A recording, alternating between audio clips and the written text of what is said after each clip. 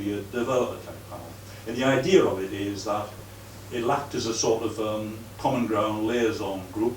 So if the town council's doing certain things, then they might be able to feed that in information-wise. If there's IT things going on in the private sector, they'll be fed in from there. If the schools, which they are, they're going to have a debate about location and so on, they'll feed that in there.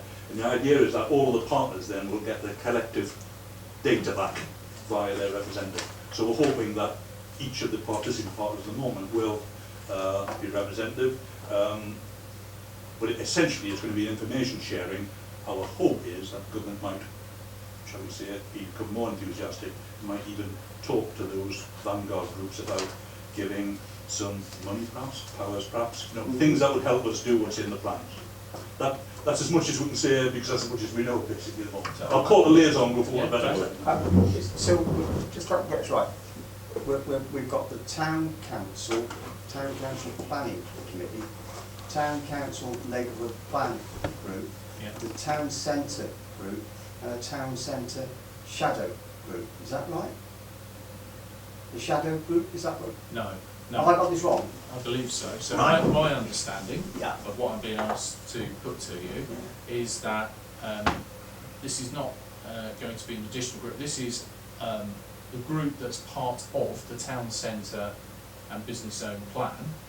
It's simply looking to put in place a shadow vanguard committee as part of the overall, Shall I say that much? There's no group at the moment that brings together education, developers, county, town. Okay? There's no group that does all those things. For example, if I take the education sector, they're delighted with the notion because for the first time ever, they might have a say in the more general planning of the town, and also we know a bit more about what they're doing, especially now they're headed for academy status and so on. So the reason I use the word liaison, the best way I'm thinking at the moment is, it's going to bring all parties that you might think have a significant role in the town, includes business, where there is no existing structure at the moment that brings all those things together.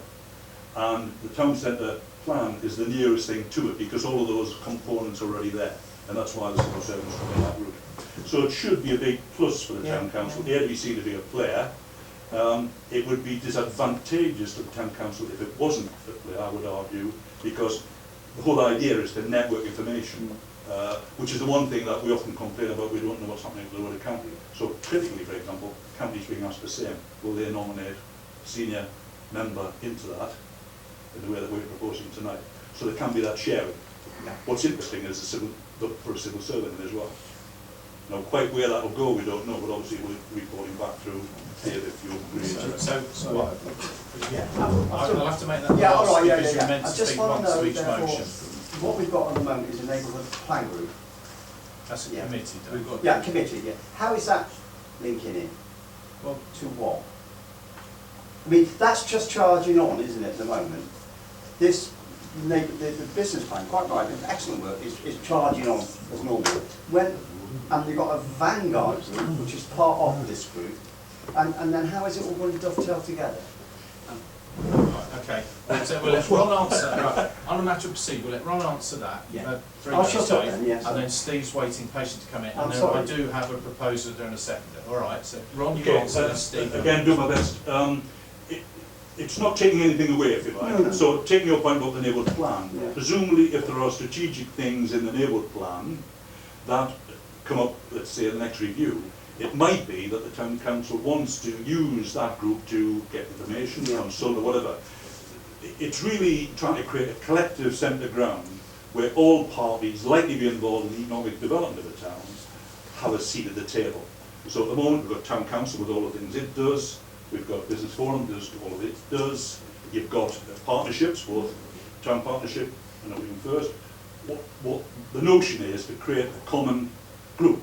So information is shared. Like town councils used to be. One group. In the days of the old urban district council, we probably did it. Sorry, Steve, the floor is yours. Yes, I just wanted to ask if there's some form of clarifying document about what the committee and your role is, other than what's been verbalised here today. I'm not. Right. All I can say is that this is very, very new. We are being encouraged to do it ahead of the regulations, if any ever exist.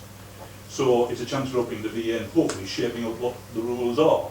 So because we're a neighbourhood plan front runner, that's the reason we've attracted attention through the town centre plan. DCLG are now quoting us as a go-ahead parish and all the rest of it. And that's why we are, I think at the moment, the only market town where this dialogue has taken place.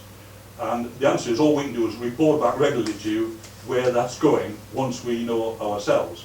What we've been asked to do is by the May annual meetings era to have in place a shadow group that we can then use as the vehicle to bring back. So is the answer no?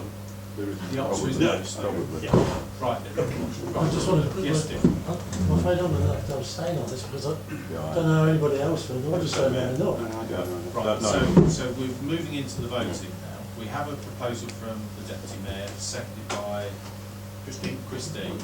So those who are in favour of the motion, which is I will act on this Vanguard Committee on behalf of the council as a report back to you, obviously, when we take the decisions, I'll be reporting back to you.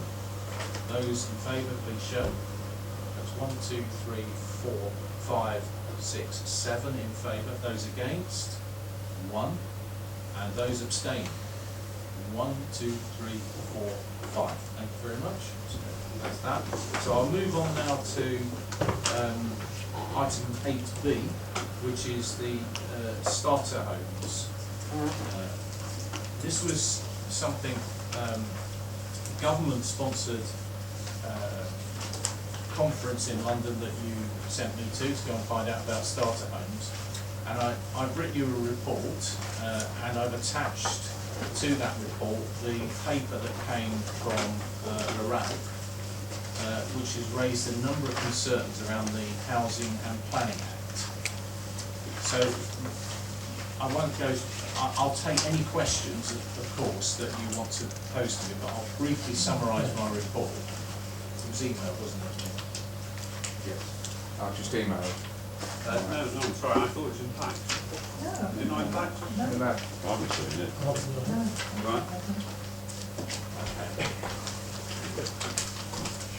Right, so it's been emailed, and it is quite important, I think. So Well, yeah. if I've missed it, I'm sorry, I've slipped through the net.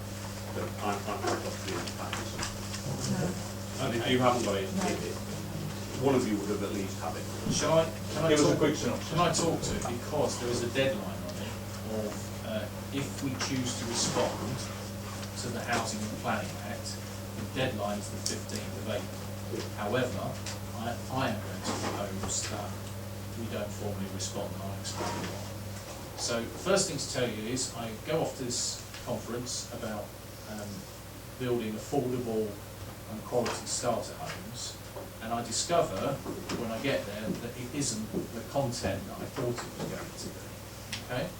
That doesn't mean that it wasn't exceedingly interesting and of value to the council, because it was. And what happened is that the conference immediately went through the Housing and Planning Act. Right? Now this is a proposed act that is currently going through Parliament. So it's currently in the House of Lords, and is expected to get royal assent by the summer and become law in April of next year.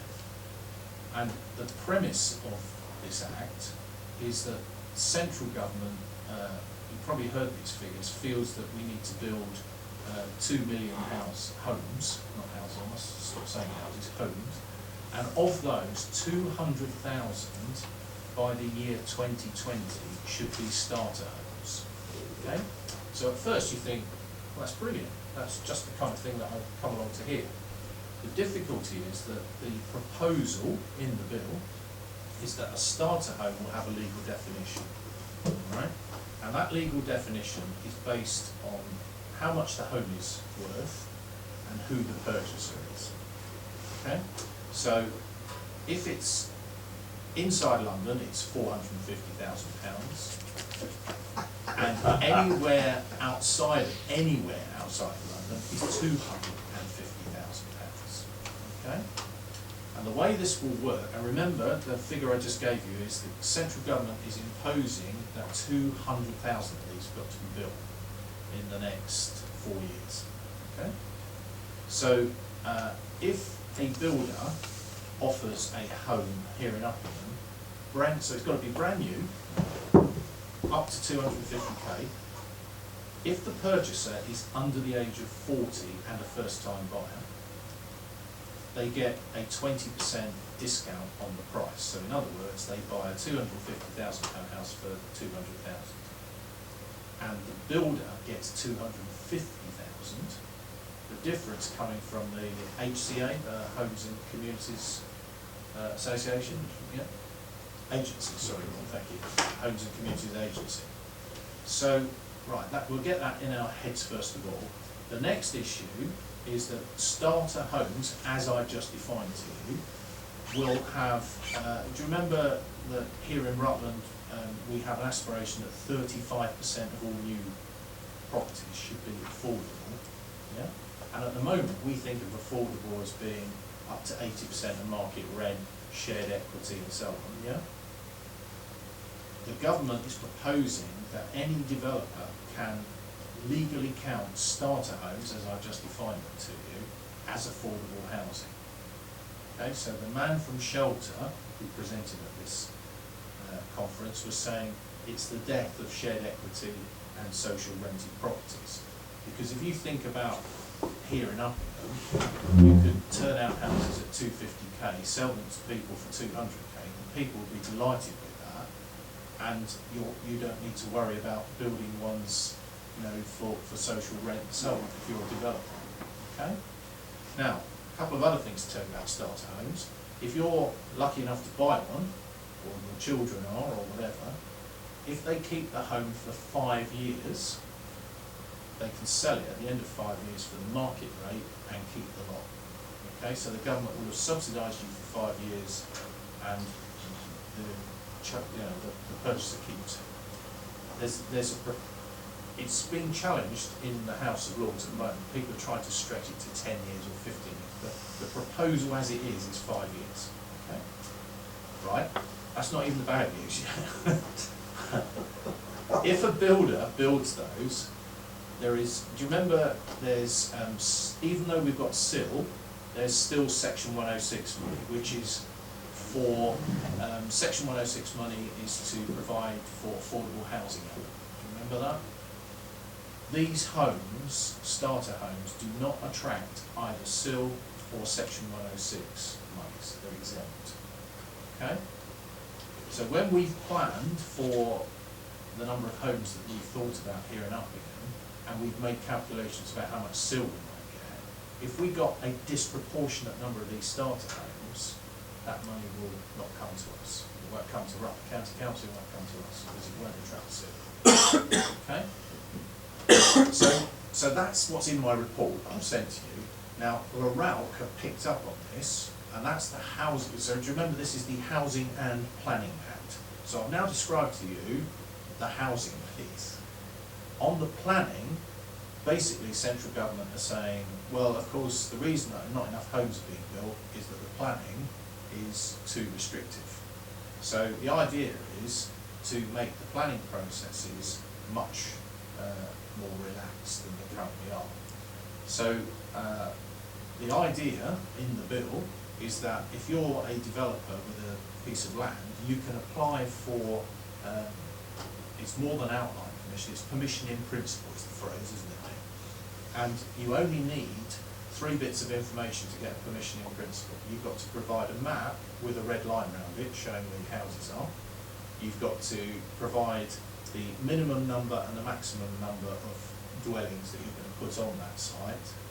And if it's a mixed site, because it includes sites where it's some housing, some business land, you've got to say what the mix is. Right? And if you do those 3 things, you will get your permission in principle. You then go away and do all the things that get us excited, you know, when we like to see the design of the house, the layouts and all that kind of stuff. We won't be asked to consult on that, right, in the future. That would be purely a technical matter between the planning authority and the developer.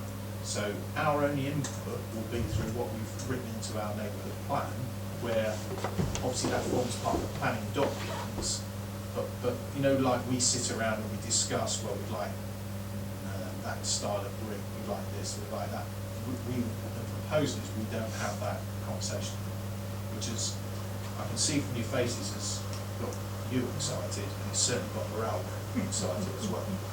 So, the Ralph are asking, they've sent a document which has... Did you get the document from the RAL? Is it both of them that I don't think so. Got to go. I have issued the RAL form by email, definitely.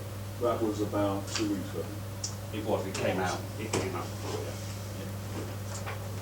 Okay, so I believe, Neil, there's something in the order of 20 odd questions, something like that.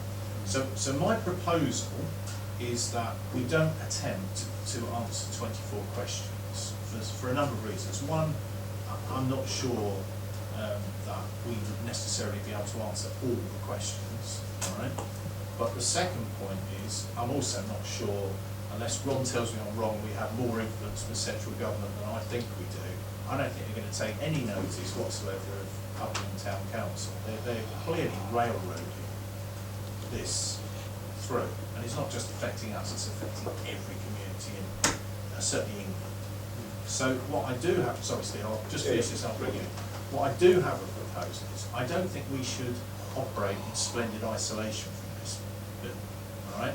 I think we absolutely need to understand the implications of it and see what mitigations will come up and so on. So, sorry to spring this on you, Dick, as chair, but my proposal is going to be, I think 2 people should be asked by the council to work with Neil and to really understand this act and come back and tell us what's in it. And my proposals are, it should be the chair of planning, because I think the chair of planning clearly has got to understand the Houses and Planning Act, Homes and Planning Act. And I also suggest it would be the chair of the neighbourhood planning committee. And I think those 2 individuals should be charged by the rest of us to go and find out about this thing, work with Neil, come back and tell us what the implications are. So that was what was in my report. Steve, I believe you wanted to speak. You may have taken the words out of my mouth, but do the implications of what you've said mean that we've got to beef up our neighbourhood plan in terms of detail?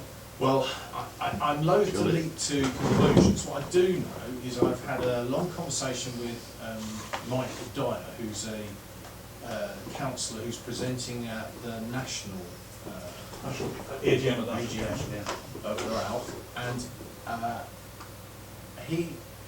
I've had this conversation with him, and I'm going to report in a moment on a meeting that 4 of us had with Corby on Monday, and we specifically raised during the conversation about housing how Corby, who will tell you are doing a lot of housing, how they felt about the Housing Planning Act, and they felt pretty much, I believe, as we feel.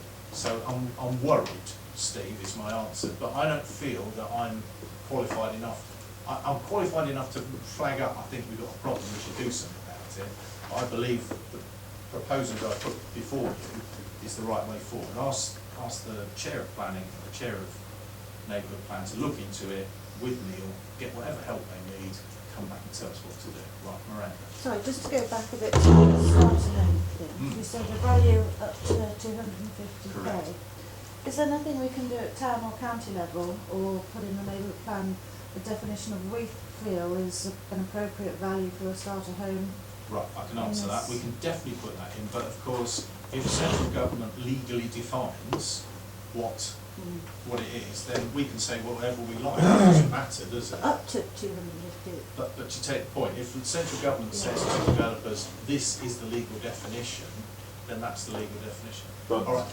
Sorry, but we could actually put into, say, the neighbourhood, we could actually put into the neighbourhood plan the amount of houses we want under £250,000, couldn't we? Well, this is why I'm saying to you, I think we can debate it tonight because we're speculating, with respect, ladies and gentlemen. I think, does anyone, are you in agreement with what I proposed? Yeah. So do you want me to formally propose that? I formally propose that we ask the chair of planning, the chair of neighbourhood. Sorry, who's the chair of neighbourhood plan? Well, at the moment, it's Edward Baines, but do you remember that when the AGM turns up, which is not very far away